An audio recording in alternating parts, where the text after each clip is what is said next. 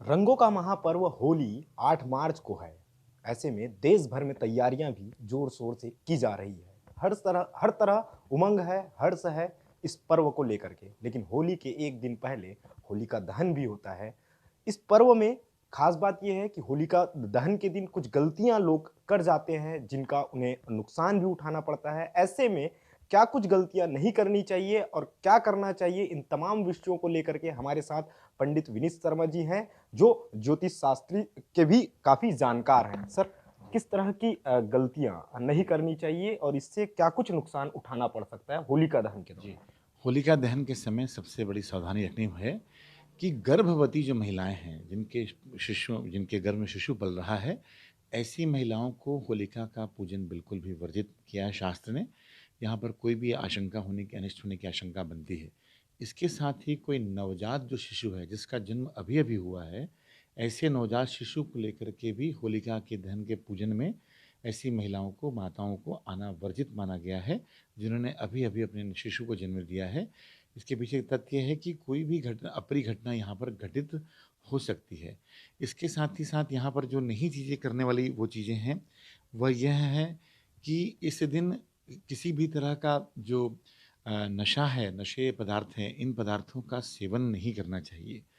होलिका दहन के दिन ऐसे जातक जिन्हें ऑलरेडी मस्तिष्क रोग की बीमारी है, मनोरोगी हैं, कोई मानसिक तौर पे कमज़ोर हैं या मानसिक तौर पे बहुत ज़्यादा सक्रिय हैं, ऐसे लोगों को भी होलिका दहन के आसपास से हमेशा दूरी बनाकर रखनी चाहिए, क्योंकि पूर्णिमा काल का प्रभाव होने की वजह से इंटेंसिटी बहुत ही हाईएस्ट डिग्री पे रहती है।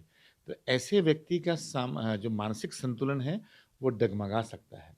तो इस तरह के लोगों को दूर रहना चाहिए। इसके साथ ही खासकर जिनका जन्म अमावस्या को हुआ हो, पूर्णिमा काल को हुआ हो और कुछ हद तक जिनकी कुंडली में विष दोष बन रहा हो, विष दोष माने शनि और चंद्रमा की युति हो, ऐसे जातकों को भी होलिका के दहन के समय है उस पूजन से दूरी बनाकर रखनी चाहिए। यदि लोग शामिल भी होना चाहते हैं, तो वो होलिका दहन के स्थल से कम 100 मीटर की दूरी पर रहें, ताकि किसी भी किस्म की मानसिक असंतुलन की गति होने पर इनको सँभाला जा सके।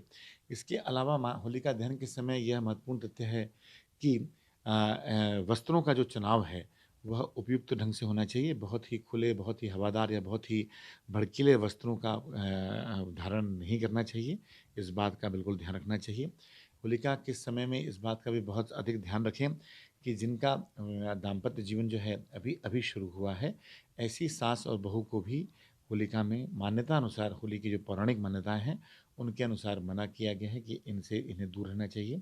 इसके साथ ही साथ जिन व्यक्तियों से आपके संबंध बहुत मधुर नहीं है, जिनसे आपकी फ्रीक्वेंसी बहुत ज़्यादा मैच नहीं करती है, जिनसे आपकी रेडिएशन मैच नहीं करती हैं, जिनसे हो सकता है कि आपको शत्रुता के भाव हो सकते हैं, ऐसे जातकों को भी आपस में नज़दीक से नहीं रहना होकर के दूर-दूर होकर के होलिका के दहन के पर्व का आनंद लेना चाहिए। इसके अलावा जो होलिका के दहन के समय के बहुत अधिक सावधानी वाले तथ्य यह हैं कि मिट्टी के तेल का उपयोग इस होलिका में नहीं होना चाहिए। होलिका एक हवनावली है, एक यज्ञ की परंपरा है, एक याज्ञिक कर्म माना गया है, सात्विक यज्ञ कर्म माना गया है। इस समय चूँकि ऋतु परिवर्तन का समय होता है, नई फसलों के आगमन का समय होता है, तो इसमें होलिका दहन में याद रखें कि किसी भी रूप में मिट्टी तेल का प्रयोग पूरी तरह से नेगेटिव एनर्जी को जनरेट करता है, पूरी तरह से नेगेटिव हो जाता है एटमॉस्फेयर, और वो जो क्षेत्र होता है, जिस उद्देश्य के लिए होली की जा रही है, तो वो पूरी तरह से नकारात्मक होकर के ऐसे जातकों को दुष्परिणाम देखने को मिल सकते हैं।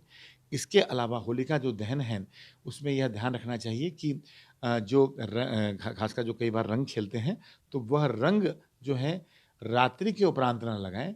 दिन ढलने के पूर्व में एक-दूसरे को रंग लगाया जा सकता है, होलिका दहन के दिन खासकर। लेकिन जब हो रात्रि ढल जाए, सूरज अस्त अस्त हो जाता है, उसके पश्चात एक-दूसरे को रंग लगाना पूरी तरह से वर्जित माना गया है, वर्जित किया गया है। इसके अलावा होलिका दहन के समय में ऐसी लकड़ी को जलाने का वर्जित किया गया है, जो काष्ठ, जो लकड़ी, जो वृक्ष काट कर डाले गए हों। नेचुरल कोर्स में कोई वृक्ष मिलते हैं, गिरे हुए, टूटे हुए, प्राकृतिक रूप से ही जो उम्रदराज पेड़ हैं, उनके गिरने के बाद से जो होता है, उन लकड़ियों को, उन काष्ठ को ही उस होलिका में उपयोग करने की सनातन धर्म में परंपरा रखी गई है। सर ये जो जलाने की जो परंपरा है मतलब होलिका दहन की जो परंपरा है, अगर जी, कोई दहन करना चाहता है तो उसकी क्या कुछ नियम होते हैं? जी। क्या-क्या चीज़ें उसमें डाली जा सकती है? बहुत अच्छा प्रश्न है ये। सबसे पहले बताया जाए कि ये जो होलिका है ये हवनावली है। इसे भैषज यज्ञ का रूप भी कहा जाता है। इस हवन में इस पूजन में वही सामग्री डालनी चाहिए जैसे अगर, तगर, अश्वगंधा जो सुगंधित हो, जो औषधि गुणों से युक्त हो, जिनमें जड़ी-बूटियों तत्व हों, जो वायुमंडल को शुद्धिकरण के लिए करती हों। क्योंकि जैसे ही आप अग्नि जलाते हैं, वहाँ पर अग्नि जो है वायु शोधन का कार्य करती है, प्राणवायु को शोधन करने का कार्य करती है, उस पूरे एटमॉस्फेयर के एनर्जी लेवल को पॉजिटिव एनर्जी में डाइवर्ट करने का काम करती है। तो ये ध्यान रखने वाली बात है कि जो लकड़ियाँ जलाई जाएँ, वो पीपल की हों, आम की हों और अच्छी लकड़ियाँ हों। कोई नकारात्मक लकड़ियाँ उसमें नहीं पड़नी चाहिए। इसके साथ ही उसमें गाय के गोबर का कुंडा जो सूखा हुआ हो, पवित्र गाय के कुंडे, इसके साथ ही जो बताशा है वो डाला जा सकता है, तिल डाला जा सकता है, चावल डाले जा सकते हैं, अक्षत डाले जा सकते हैं, परिमल यानी कि हल्दी जो ऑलरेडी औषधि गुणों से तृप्त होता है, आप्लावित होता है, खड़ी हल्दी जो इसमें डाली जा सकती है, सुपारी डाली जा सकती है। इसके साथ ही साथ जो मिष्ठान्न के रूप में हमने बताया कि बताशा डाला जा सकता है।